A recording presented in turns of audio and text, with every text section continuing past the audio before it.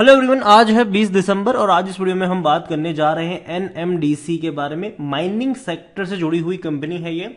और जब भी हाई डिविडेंड पे आउट करने वाली कंपनियों के बारे में हम बात करते हैं तो एनएमडीसी टॉप 5 में जरूर आती है। वीडियो में डिस्कस करेंगे एनएमडीसी को लेकर कि 121 रुपए के आसपास शेयर ट्रेड कर रहा है। आज 2% की गिरावट भी है, तो खरीदारी के मौके यहां पर बन भी रहे हैं कि नहीं। वीडियो को शुरू करूं उससे पहले अगर आपने अभी तक चैनल को सब्सक्राइब नहीं किया है तो प्लीज अभी इसे सब्सक्राइब कर लीजिए, क्योंकि आगे भी बहुत सारे वीडियोस हैं जो आपको काफी ज्यादा हेल्प करेंगे। तो एनएमडीसी 121 रुपए का शेयर पिछले एक महीने में अगर आप देखोगे तो 5% का ग्रोथ भी है। 115 रुपए से 125 तक गया ये, लेकिन अब थोड़ा बहुत करेक्शन आया है और देखो ये आना भी चाहिए। पिछले एक साल में अगर आप देखोगे तब तो 9% की गिरावट है एक साल में। काफी हाई प्राइस पे था ये, तकरीबन 175 के करीब पहुंचा, टूटकर 100 रुपए तक पहुंच गया, फिर तेजी बन गई 135 तक गया, फिर टूटकर 100 रुपए पर आया और एक झटके में गिरावट आई थी ये।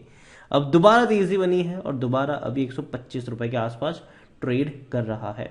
लेकिन 5 साल में देखोगे तो 10% की गिरावट है, 5 साल में भी गिरावट है।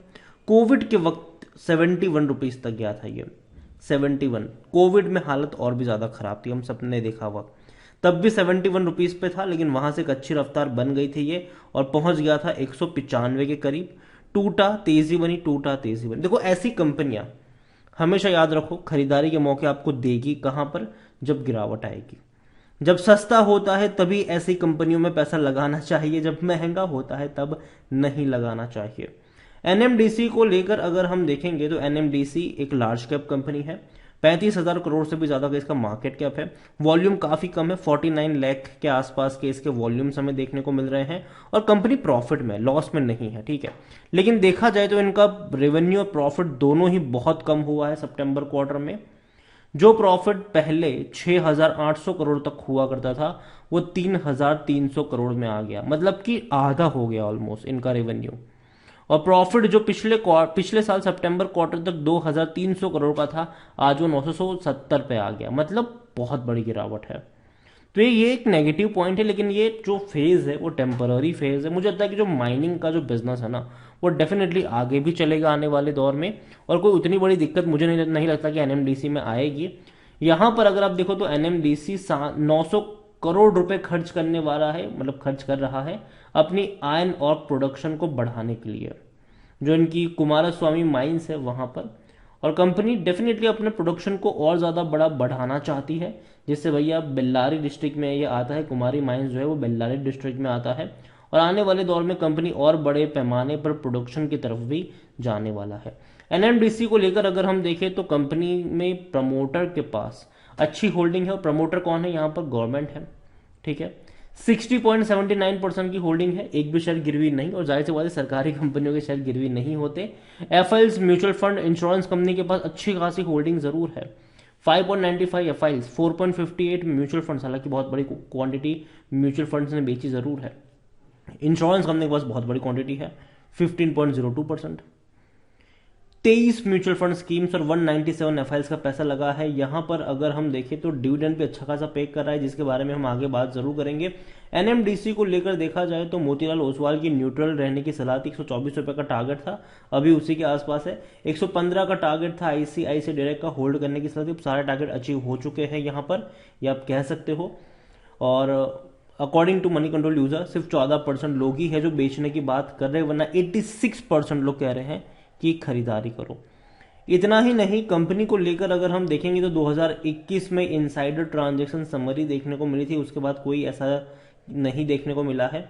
और बात करेंगे डिविडेंड की तो भैया भारी भरकम डिविडेंड पे करने वाली कंपनी, जो हर साल में 2 बार आपको डिविडेंड पे करती है। हालांकि दिसंबर में पे किया था पिछली बार, अगर आप देखो 2 बार जो पे किया था, पहले 7.75 रुपए के आसपास था, फिर 9 रुपए के आसपास का था दिसंबर में। इस बार फरवरी में 5.75 रुपए के आसपास का दिया है, लेकिन दिसंबर में देंगे कि नहीं डिविडेंड, ये तो अभी तक कोई अपडेट नहीं आई। और हालांकि मैं मानता हूं कि शायद नहीं मिलेगा यहां पर इस बार दिसंबर में डिविडेंड। और कंपनी इससे पहले भी अच्छा डिविडेंड पे कर चुकी है और मुझे लगता है कि आगे भी शायद पे कर सकती है। जहां तक बात करेंगे बोनस की तो 2007 में बोनस हुआ था, उसके बाद कोई बोनस नहीं हुआ है। कंपनी के रेवेन्यू में एक बहुत बड़ी तेजी हमें देखने को मिली। पहले अगर आप रेवेन्यू देखोगे तो पहले 12,000 करोड़ के आसपास के ही रेवेन्यू थे, फिर वो बढ़ के 15,000 हुए, फिर वो बढ़ के 26,000 हुए। अभी आप देखोगे तो 3,500 करोड़ के आसपास का इनके रेवेन्यू है। तो कह सकते हैं कि पहले जितने मतलब 2022 जितना हाई तो नहीं होगा, लेकिन 2020 जितना कम भी नहीं होगा यहाँ पर। जहां तक बात करें इनके प्रॉफिट्स की, तो प्रॉफिट में काफी बड़ी तेजी हमने देखी है। 3,600 करोड़ का प्रॉफिट 9,400 करोड़ पर आ गया। लेकिन अभी हो सकता है कि इनके प्रॉफिट में आपको गिरावट देखने को मिले, क्योंकि पहला जो क्वार्टर रहा है फाइनेंशियल ईयर 2023 का, उसमें 1,445 करोड़ का प्रॉफिट हुआ है, और दूसरे क्वार्टर में जो सितंबर का था उसमें 970 करोड़ के आसपास का मुनाफा हुआ है। तो दोनों क्वार्टर का अगर हम मिला के भी देखते हैं तो मुश्किल से इनका जो प्रॉफिट बनता है ये 2,400 करोड़ के आसपास का होता है, जो कि देखा जाए तो फाइनेंशियल ईयर 2022 से तो कम ही रहेगा, और इवन 2021 से भी शायद कम रह सकता है। लेकिन फिर भी एक अच्छा प्रॉफिट बुक कह सकते हो 20 के मुकाबले, लेकिन फिर भी कम जरूर है ये। एनएमडीसी के बारे में देखिए, खरीदारी करने का सही मौका क्योंकि शायद ओवरबॉट जोन में नहीं है।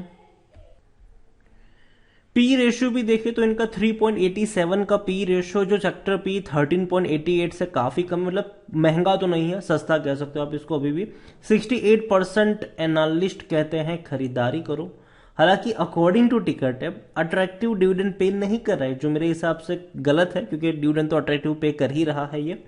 और कोई भी रेड फ्लैग नजर नहीं आ रहा है। लॉन्ग टर्म में पैसा बना है, बैंक एफडी से भी अच्छा पैसा बना है। और अगर आप लॉन्ग टर्म से मतलब अगर आप मैक्सिमम भी अगर आप देखोगे तो 62% तक की गिरावट है। एक वक्त था जब 500 रुपए के आसपास ट्रेड हो रहा था, लेकिन अगर हम बोनस से लेकर सब कुछ काउंट करें तो डेफिनेटली पैसा बना है, अगर आप लॉन्ग टर्म की बात करते हैं, वेरी लॉन्ग टर्म की बात करें।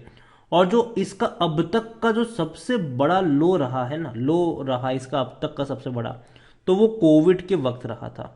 और इवन कोविड के वक्त इनका जो लो था वो 71 रुपीज का था। मतलब अब तक ये इतना नीचे नहीं गया था। अब तक 2008 से लेकर अगर हम देखें तो अब तक ये 71 रुपीज के आसपास ही रहा था, मतलब उससे नीचे नहीं गया है। तो अभी जिस प्राइस पर ट्रेड कर रहा है, पहली चीज तो ये कि हाँ उतना महंगा नहीं है, लेकिन हाँ अगर हम नजर करेंगे शेयर प्राइस पर तो हर बार हमें देखने को मिला है कि एक अच्छी रफ्तार के बाद एक गिरावट आती है, और खरीदारी के मौके सिर्फ और सिर्फ गिरावट में ही नजर आए, और लॉन्ग टर्म का ग्राफ कोई उतना अच्छा लग तो नहीं रहा है। लेकिन अगर आपकी बाइंग प्राइस जो अगर मैं बात करूं सही हो तो डेफिनेटली चीजें अच्छी हो सकती है यहाँ पर। होल्डिंग के बारे में अगर हम बात करें, शेयर होल्डिंग को लेकर देखा जाए तो हाँ अच्छी खासी होल्डिंग प्रमोटर के पास है, म्यूचुअल फंड्स के पास है, डोमेस्टिक के पास है, एफआईएल्स के पास है, रिटेल के पास और अदर्स को मिलाकर 12.27% की होल्डिंग है। उसमें से रिटेल इन्वेस्टर के पास 8.77% की होल्डिंग देखने को मिल रही है। ओवरऑल एनएमडीसी माइनिंग सेक्टर से जुड़ी हुई सरकारी कंपनी है, डूबने का खतरा इसका ना के बराबर है। अभी देखो ग्लोबली बहुत सारी चीजें हो रही है, जो शायद हो सकता है कि इस सेक्टर को थोड़ा सा परेशान करे, लेकिन मैं मानता हूं कि लॉन्ग टर्म में मतलब जैसे चीजें बेहतर होती जाएगी यहां पर भी आपको तेजी देखने को मिल जाएगी। तो यही कहूंगा, खरीदारी करिए, बने रहिए। फ्रेश बाइंग की जहां तक बात है 110 115 का जो रेंज है वहां पर आपकी नजर होनी चाहिए इनिशियल बाइंग के लिए। और बाकी की क्वांटिटी अगर गलती से भी ये शेयर आपको 100 रुपए, मतलब अगर बाजार खराब रहा, हालत खराब रही और अगर 100 रुपए के आसपास दिख जाए तो वहां पर एवरेज करने के मौके ढूंढने चाहिए। वीडियो को यहीं पे एंड करूंगा। पसंद आया हो तो लाइक करो, शेयर करो। चैनल पर अगर पहली बार है तो प्लीज सब्सक्राइब करें, और एनएमडीसी के बारे में क्या सोचते हैं वो भी आप मुझे कमेंट में लिखकर बता सकते हैं। Thank you.